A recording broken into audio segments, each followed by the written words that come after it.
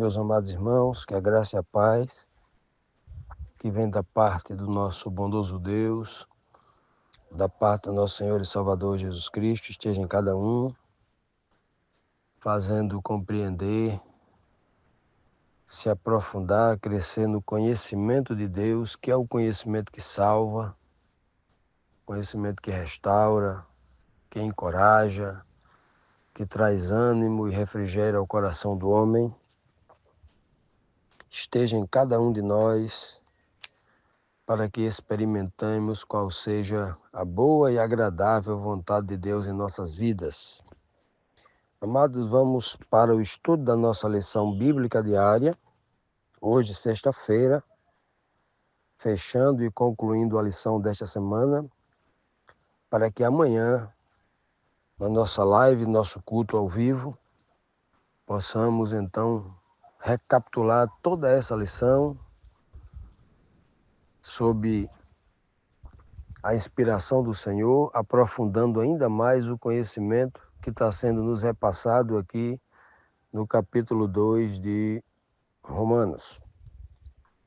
Para concluirmos hoje, vamos às últimas duas perguntas, pergunta 11 e a pergunta 12 da nossa lição. Pergunta 11 nos traz aqui o seguinte questionamento: Paulo aprendeu essa verdade com Jesus ou com os judeus? De que verdade aqui estamos falando, né? A verdade que nós vimos ontem, na quinta-feira, quando Paulo disse, olha, não é judeu quem o apenas o é exteriormente, ou seja, quem é judeu apenas na hereditariedade, no DNA, na genética, né? E também não é circuncidado meramente aquele que foi feito uma circuncisão física. Então, para Paulo, né, para a verdade bíblica, e vamos ver também se é com Jesus assim, né? O verdadeiro judeu não era o que tinha o descendente carnal de Jacó, não, ou de Judá, não. Era quem tinha a fé de Abraão, a fé de Isaac e Jacó, né? Esse sim era o judeu de verdade. E o que era circuncidado no espírito, no coração, a circuncisão física era apenas um tipo que apontava para uma circuncisão no coração, no espírito. Pois bem, ele ainda disse que não é assim não, né? Ele diz, ó, judeu é quem o é interiormente, e circuncisão é operada no coração pelo Espírito de Deus, e não pela lei escrita dos costumes, né? Por que tudo isso?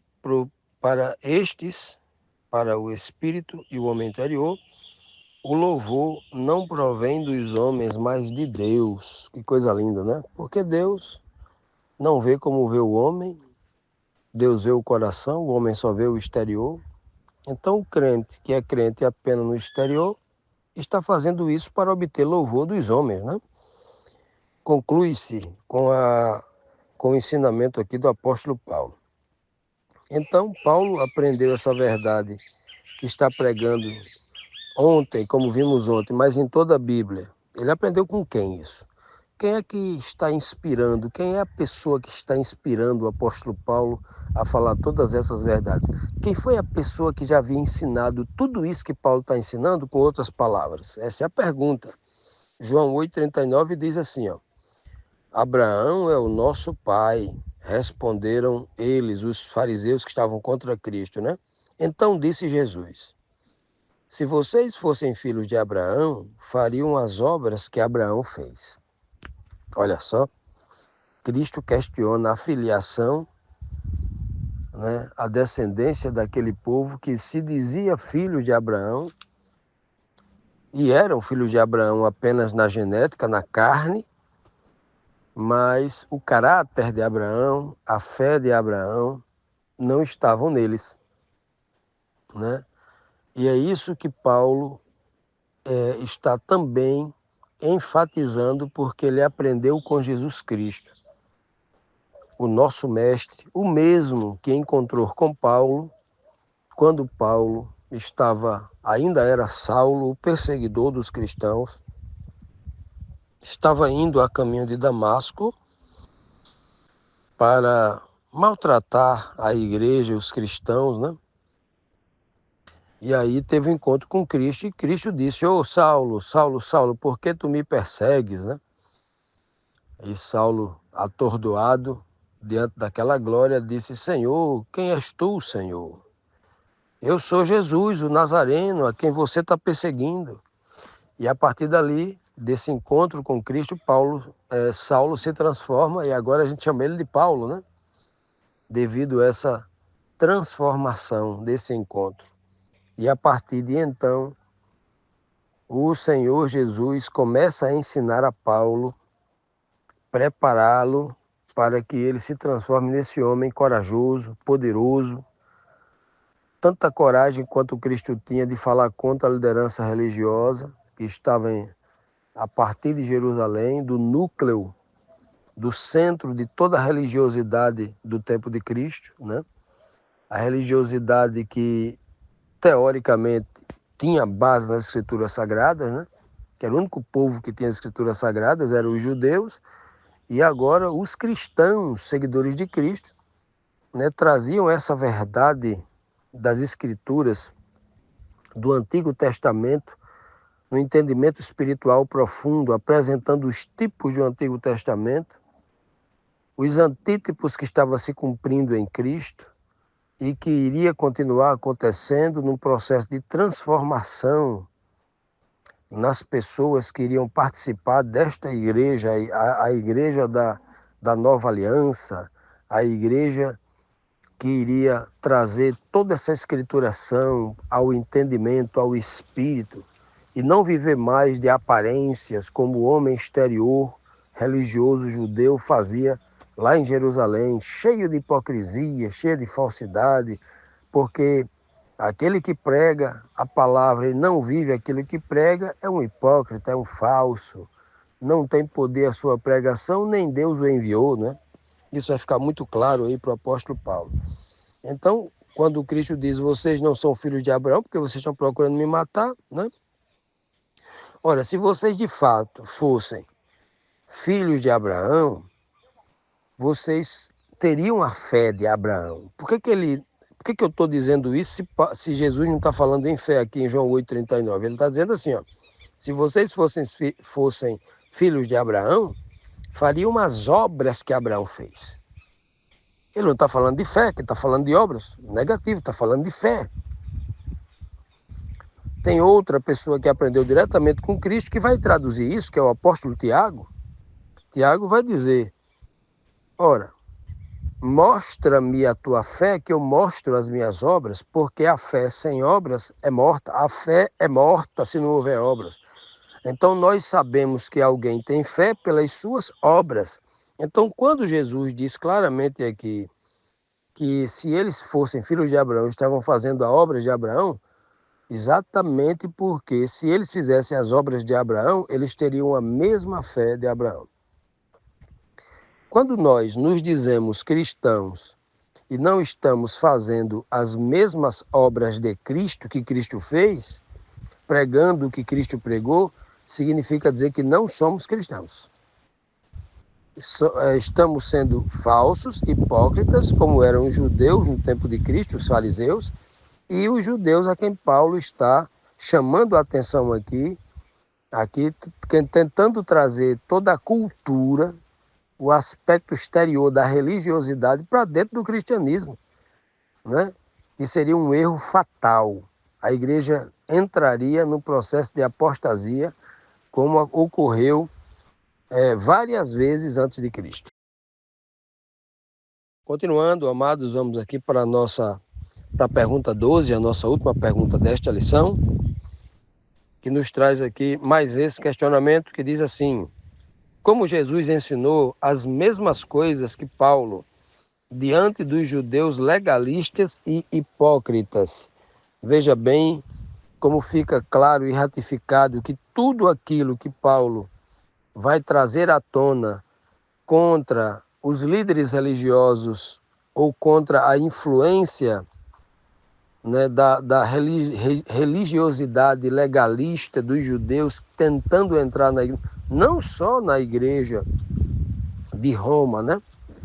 A igreja da Galácia, quando Paulo escreve a carta aos Gálatas, está infestado de judeus tentando restabelecer a religiosidade dos fariseus lá. Então Paulo vai falar muito sobre a graça, exaltar demais a graça e a fé na carta aos Gálatas, justamente por causa dessa ameaça grande de trazer um costume religioso de volta, aonde só exalta o homem exterior, mas o homem espiritual, que é a necessidade maior que o homem precisa militar, crescer.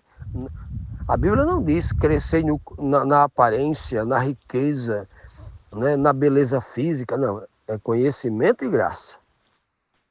São sempre questões espirituais. Na Bíblia toda, em nenhum lugar da Bíblia está dizendo cresça em prosperidade e ganhe muito dinheiro, como a igreja hoje só prega isso, né?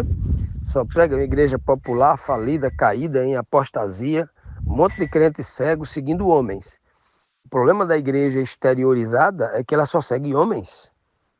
Ela vai começar a ser perversa, achando que está certa, achando que está fazendo a coisa certa, mas está completamente errada, né? Pois bem, então é por isso que Paulo está abordando esses questionamentos, inspirado por Cristo, preparando não só a igreja daquela época, mas também a igreja do presente, para que a igreja do presente detecte onde estão os erros e se torne cristã de fato e de verdade, e não só uma placa na frente da igreja dizendo que a igreja é de Jesus Cristo, que a igreja pertence a Deus, etc. Mas, na verdade, é um grande engodo, né? Pois bem, então essa pergunta aqui, mostrando aqui, não, a pergunta diz como Jesus ensinou as mesmas coisas que Paulo ensinou. Claro, Jesus vem antes de Paulo, né? Então Paulo é quem vai ensinar as mesmas coisas que Jesus ensinou. Por quê? Porque Paulo aprende com Jesus, o professor de Paulo não é Pedro. O professor de Paulo é Jesus Cristo. Vamos ver o que diz João 8,40. Mas vocês estão procurando matar-me. Isso Cristo falando contra os fariseus, a liderança religiosa, que vinha perseguindo os passos de Jesus aonde ele ia. Então Cristo está dizendo, vocês estão procurando matar-me, sendo que eu lhes falei a verdade que ouvi de Deus. Abraão não agiu assim. Isso João 8,40, quando Cristo deixa bem claro que eles não eram filhos de Abraão. Filhos de Abraão para Deus é os filhos de Abraão no espírito. Para os homens, o filho de Abraão é na carne, mas Deus é no espírito. Filhos de Abraão são aqueles que são filhos de Abraão que seguem os costumes exteriores. Para Deus, na verdade, os filhos de Abraão são aqueles que têm o caráter, a fé de Abraão, né? As atitudes a partir do espírito, da convicção, da índole. Então, tudo que é de Deus está vinculado à questão interior do homem. Tudo que é do homem vai sempre privilegiar as coisas externas, as aparências. Ora, isso deveria ser lição básica para qualquer cristão que está aprendendo a Bíblia, que está entrando numa igreja. Porque o que nós vemos hoje, em 99,9% das igrejas cristãs hoje, é uma estrutura de aparências. É só aparências. Pessoas que aprenderam tudo errado, parece que nunca aprenderam com Cristo. Estão copiando o erro dos homens. Vou citar aqui um exemplo para que esta palavra dita por Cristo àqueles judeus lá, e as que Paulo disse à igreja de Roma, se encaixem perfeitamente para os nossos dias.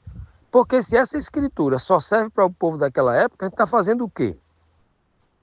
Porque essa escritura é para a gente, ela é atualizadíssima.